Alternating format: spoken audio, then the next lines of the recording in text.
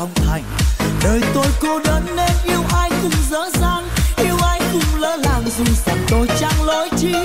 Đời tôi cô đơn nên yêu em chẳng bao lâu, ngày mai đây em lên xe hoa bước theo chồng. Đời tôi quen cô đơn nên tôi chẳng trách em, tôi quen rồi những chuyện giang dở từ khi mới yêu. Tôi quen, tôi đã quen rồi em, giang dở khi tình yêu tôi không say trên bàn vàng. Tôi quen, tôi đã quen rồi em khóc làm chi nữa ban lòng gì kẻ trắng tay. Tôi xin chúc em ngày mai hoa gấm ngọc ngà luôn vây quanh em cả cuộc đời. Riêng tôi muốn kiếp luôn dở dang nên suốt đời tôi vẫn yêu cô đơn như tình nhớ. Đời tôi cô đơn bao năm qua vẫn cô đơn, dù ai đẹp đôi nhưng riêng tôi vẫn lạnh lùng. Trời cho tôi cô đơn bao nhiêu lần nữa đây, tôi không hề trách đời hay giận đời mau đổi thay.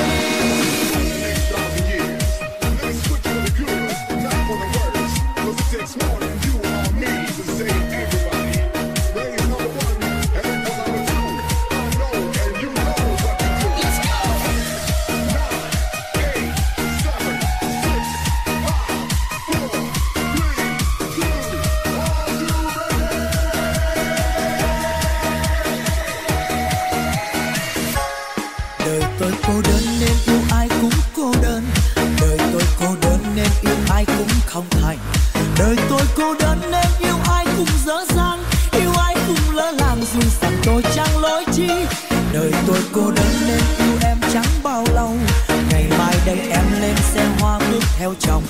Đời tôi quen cô đơn nên tôi chẳng trách em, tôi quen rồi những chuyện giang dở từ khi mới yêu. Tôi quen, tôi đã quen rồi em, giang dở khi tình yêu tôi không say trên bàn vàng. Tôi quen rồi em khóc làm chi nữa ban lòng gì kẻ trắng tay. Tôi xin chúc em ngày mai hoa gấm ngọc ngà luôn vây quanh em cả cuộc đời.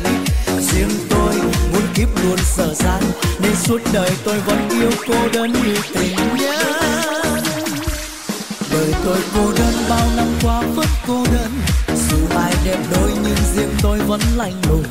Trời cho tôi cô đơn bao nhiêu lần nữa đây, tôi không hề trách đời hay giận đời mau đổi thay. Trời cho tôi cô đơn bao nhiêu lần nữa đây, tôi không hề trách đời hay giận đời mau đổi thay.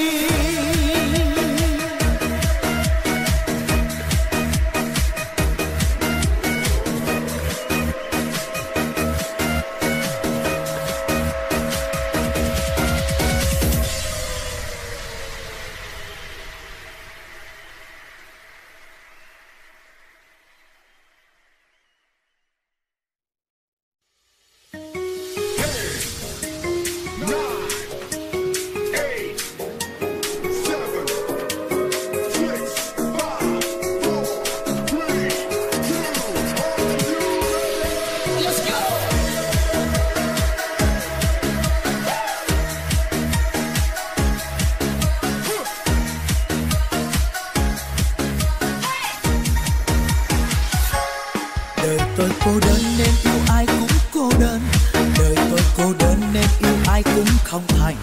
Đời tôi cô đơn nên yêu ai cũng dở dang, yêu ai cũng lỡ làng dù rằng tôi chẳng lối chi. Đời tôi cô đơn nên